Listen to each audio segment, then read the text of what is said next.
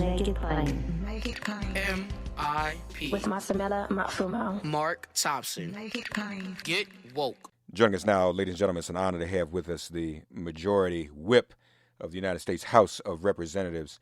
Joining us from South Carolina, the gentleman from South Carolina, Congressman James Clyburn. Sir, good morning to you. How are you, and how are you holding up, man? Well, I'm doing good. Thank you so much for asking. Things are going pretty good here. South Carolina is as anxious as the other states, and I'm as anxious as other Americans as to what we're going through now. These are the kinds of things we spend a lot of time reading about, studying about, reflecting upon, but very few of us have seen anything like this, if anybody. I suspect the last time the country has been in a place like this is probably the Great Depression. Now, I do remember getting over some of that. A lot of people are amazed these days when I tell them. I remember as a child, I was born, of course, in 1940, which means this is my 80th year come July 21st. But I remember those little red ration stamps that my moms would send us to the store with back in the early 40s, coming out of World War II. And, of course, that had to do with not just the war, but we were also coming off of the aftermath of the Great Depression. Mm-hmm. And I tell people that that's the thing we have to be very careful about at this particular juncture. I made a comment some time ago that Mitch used in a negative way as he was making his speech on the floor. He said that I was this opportunity as a chance for us to reshape or restructure things. What I was talking about, and I still stand by that, is that when we came out of the Great Depression, everybody gives Franklin Roosevelt a tremendous amount of credit to overcome the Great Depression. And that's true, except that everybody did not recover. I represent communities right now that are still suffering from the aftermath of the Great Depression. When those programs came south, the Civilian Conservation Corps, the Work Project Administration, these were programs designed to infuse the economy, put people back to work, doing public works projects. But it happens that in the South, those programs had a little tag hung on them, white only. So a lot of places in the North, and even in the parts of the Midwest, they were stood back up. But in African-American communities throughout the South, because Franklin Roosevelt allowed Strom Thurmond and others to impose their structure of white-only structure on these black communities, they did not get the benefits of the recovery from the Great Depression. And so what I was talking about is the same thing I talked about when I sat down with Barack Obama and the House and Senate leaders. Mitch McConnell was in the room when I made the statement back in 2008, November 2008, right after Barack Obama had been elected president. He had gone out to Hawaii for his rest and relaxation period, and had come back to Washington, met with the House and Senate leadership. And I happened to have just been elected 2 years earlier, House Majority Whip the first time. I told them in the meeting that I did not count among my favorite presidents Franklin Roosevelt like most Democrats do. I told them that my favorite president just happened to have been Harry Truman at the time. And I said to Barack Obama, who at that time was president-elect, I said, now, Mr. President-elect, you can do something about that going forward. But as of right now, my favorite president is probably Harry Truman because of his fair deal rather than the New Deal. The New Deal of Franklin Roosevelt, I said to them, was a raw deal for a lot of the communities that I represent. And you go down to these rural communities in South Carolina right now, these low-income rural black communities are suffering. And they're suffering simply because of the structure that was put in place after the Great Depression that we're still suffering from now. And so what I was saying in that conference call, we can restructure things to fit our vision of making America's greatness accessible and affordable for all Americans. Now, I just saw a TV program this morning talking about what this opportunity will be for us to restructure things so that rural hospitals can stay open and not be closing like they are closing now. Right. There are dozens of rural hospitals all over the country that are closing. I want to see rural hospitals stay open. Sure. 4 rural hospitals in my congressional district have closed in the last 5 or 6 years. I want to see these rural hospitals stay open because people in rural communities need these hospitals. I want to see community health care centers fully fund us to have 100% coverage of community health care centers. I want to see broadband fully fund so that we can have 100% coverage of broadband. Now, because of this coronavirus, my grandchildren are getting their education via the internet. Mm-hmm, mm-hmm. What about those children that are not connected to the internet in these rural communities? They're going to be left behind for a whole year. I want to see stuff restructured so that my vision of making education accessible and affordable for all realized. I want to see health care accessible and affordable for all. So Mitch McConnell, misusing my vision to assign his vision to it. Just look at Kentucky, and not just rural black people. In Kentucky, one congressional district in Kentucky, represented by my good friend Congressman Rogers, and he is a good friend. He has 24 districts. 24 counties in his district. 22 of them are classified as persistent poverty counties. And those are not black communities, those are white communities. So when I say restructuring our system so that everybody can benefit, it's not just for black people, it's for rural white people as well. You go up to out to Alaska, you're talking about Native Americans. You go out to New Mexico, you're talking about basically Latinos and Native Americans. You go out to Arizona, it's Native Americans. You don't get to black people until you come to South Carolina, Mississippi, Alabama, North Carolina. So this is not just about black people. This is about low-income communities. This is about rural communities that have been left out of this process. So I want to say to Senator McConnell, that's what I was talking about. And I would hope that Amy McGrath, who's out there running against him now, will pick up on this and make him answer to those rural people in Kentucky why he keeps leaving them out of these recovery packages that he's putting together for high-income Wall Street corporate people and not taking care of those low-income communities in Kentucky. So in terms of, and I thank you for that explanation, because let me say this first of all.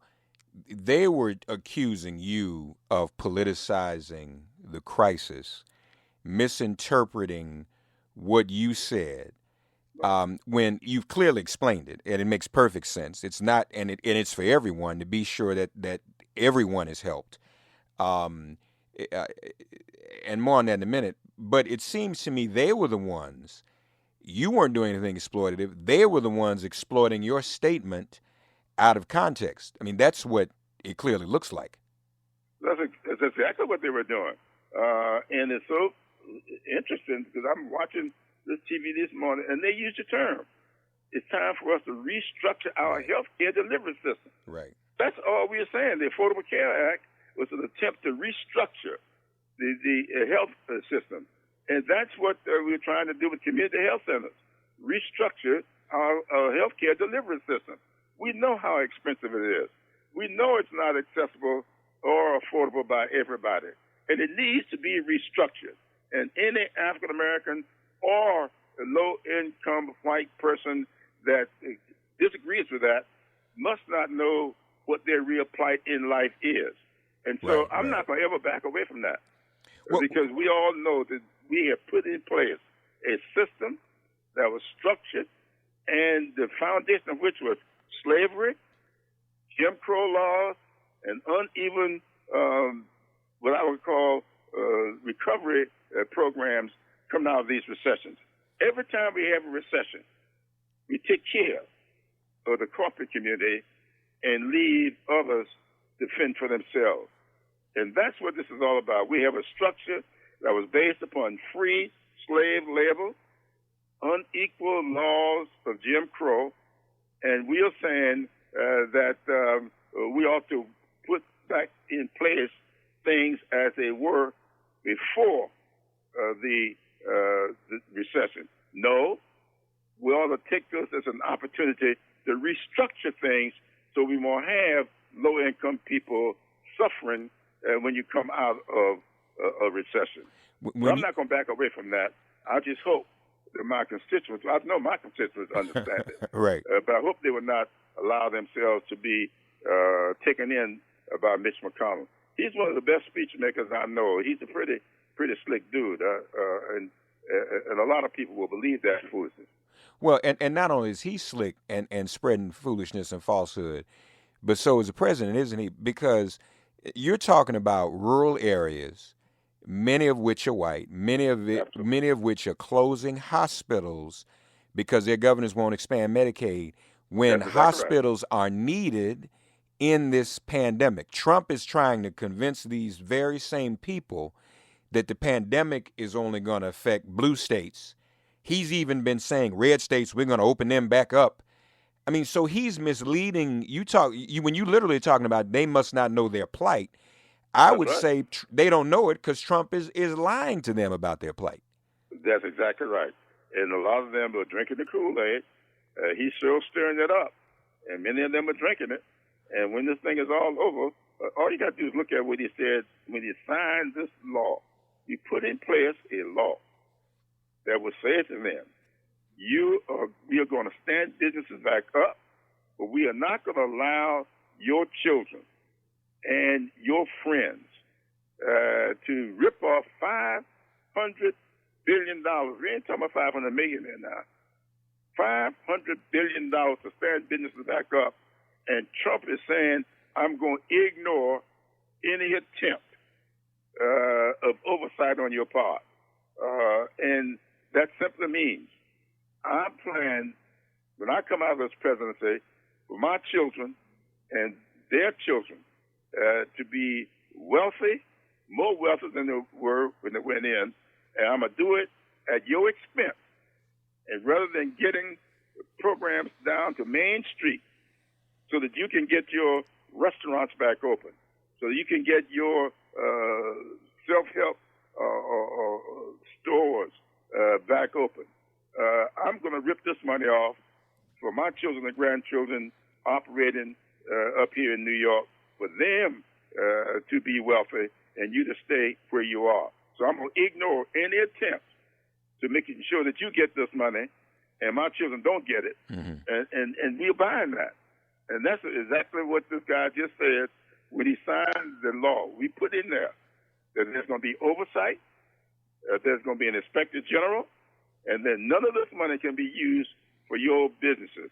It is unconstitutional for anybody to be benefiting using the presidency to benefit themselves, and we are quietly allowing this man to do it simply because he's feeding us Jim Crow with a new flavor, and we are buying it. So now, in the bill and what you all put in, does that come as close as possible to the equity that you are arguing for and that was missing after the Depression? In many instances, it does. Not as much as I would like. I just sent a piece out to the Congressional Black Caucus, and I gladly share it with anybody. We put it on my web page. Anybody who is interested in it, I ask them to visit my web page, and you can pull it down. And it's a piece on exactly what I'm talking about now, and I attached to it an article in Essence Magazine that is being published this month on how this process that we just put in place, how it needs to be made to benefit rural communities. That whole piece, and it's got charts and everything to show exactly what is happening in the rural communities. And I would hope that your listeners will go to my website, pull it down, and it's entitled "This Is Our Country Too." No, that's very, very important.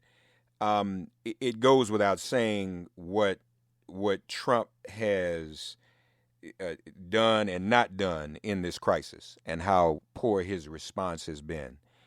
Unfortunately, in this crisis, we have to deal with a lot of things. There is a presidential election. You, Majority Whip, have played a significant role in that. What is going to happen? I mean, people are afraid. People may not be as focused on voting, not to mention the census, as they should be.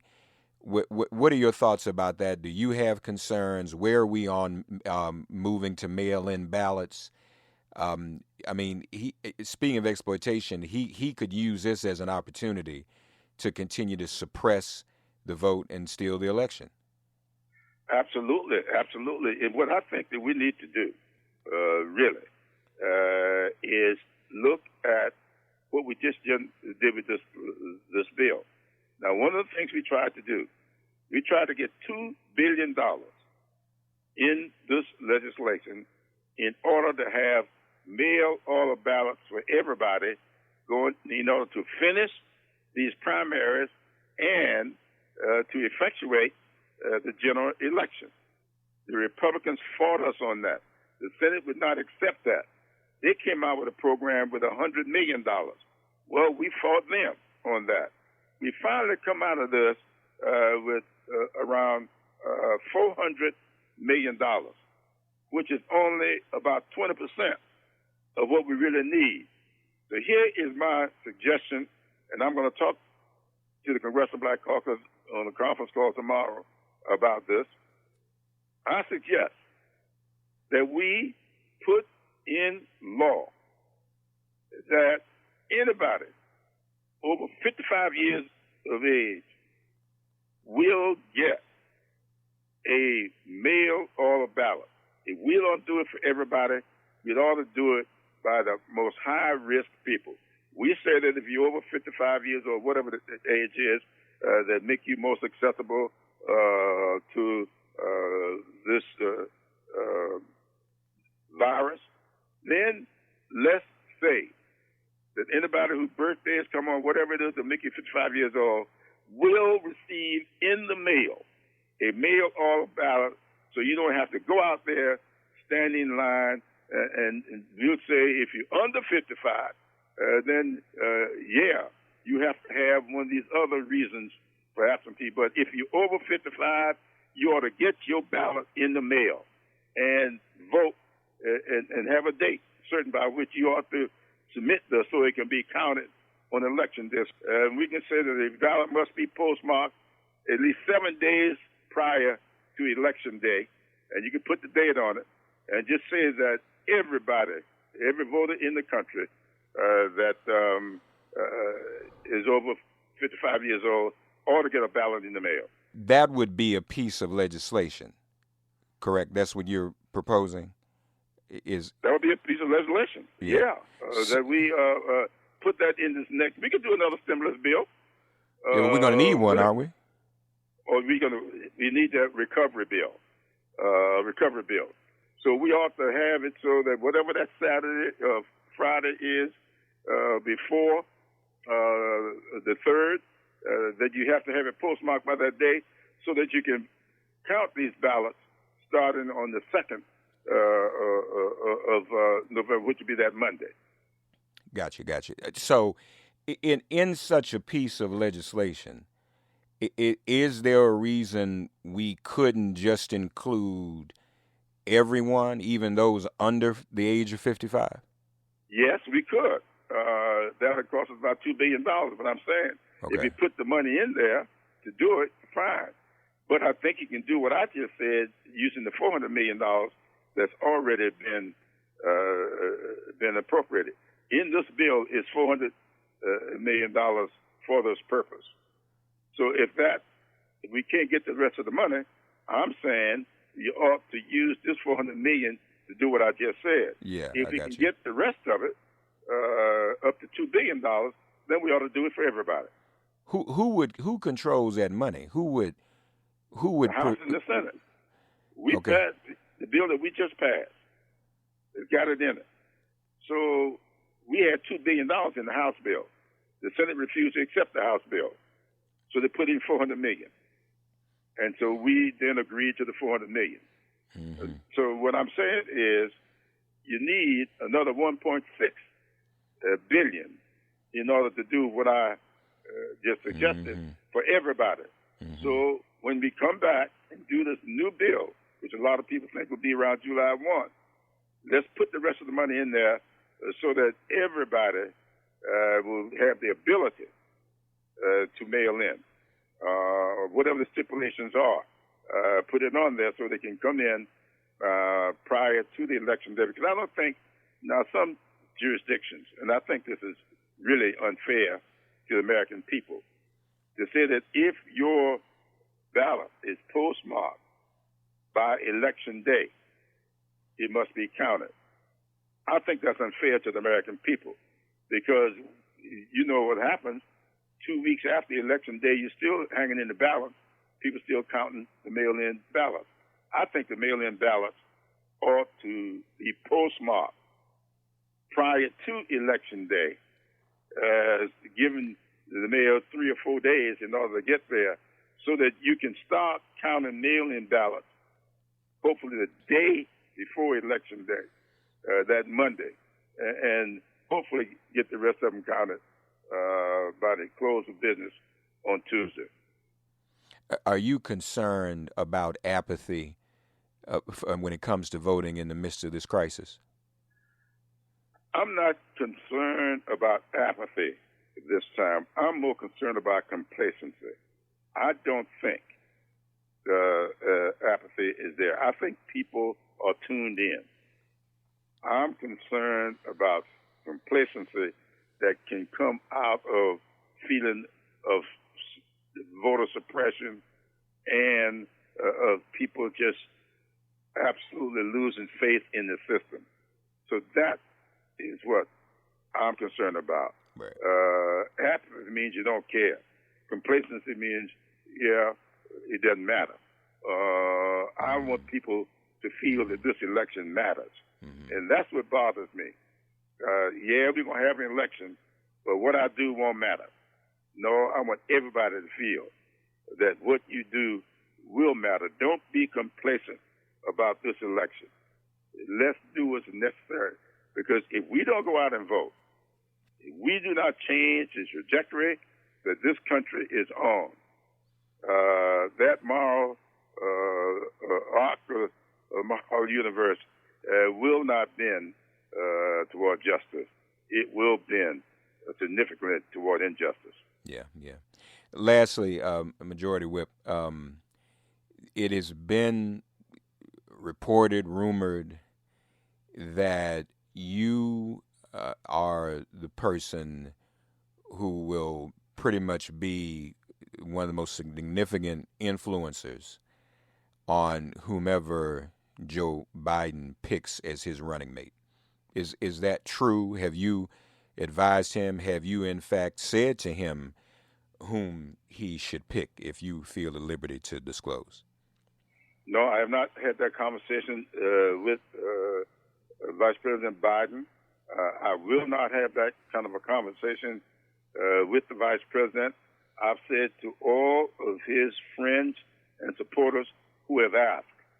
I will not play any role in who he picks as a running mate. I do not want to be on the committee. I don't want to be anywhere near the room where that decision is being made. I think that everybody should take into account what the Democratic Party is and who we are as Democrats, what this country is and what we should reflect as Americans.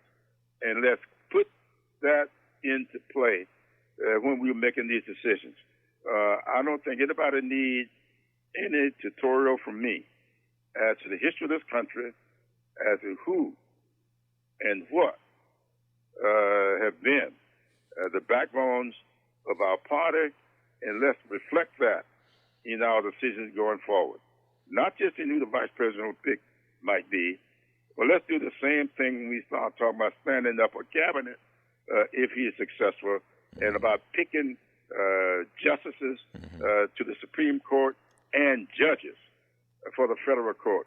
I'm finding that it's kind of amusing to me how Trump can run for president of the United States, collect a list and publish the list of people that he will select judges from before the election day.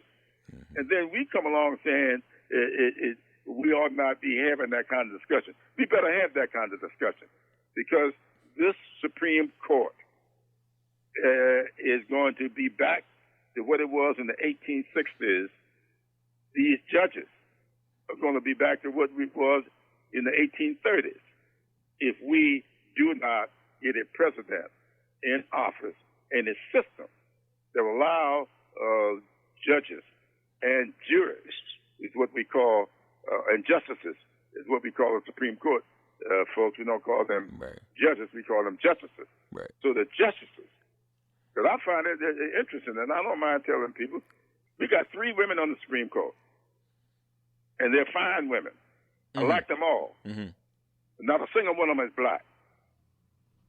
And I think that is something they want to do about, and I'm open about that.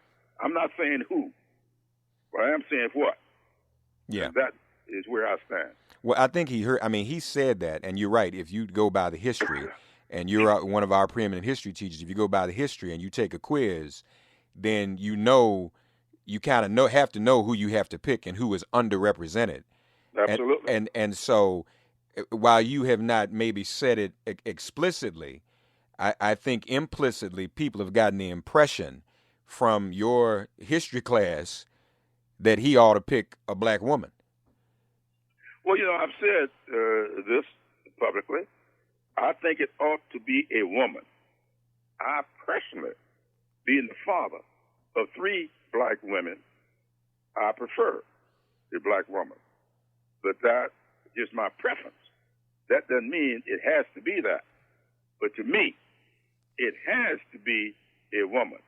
There are a lot of qualified white women who I like and respect, and I think there are equally qualified black women who I like and respect. So it has to be a woman.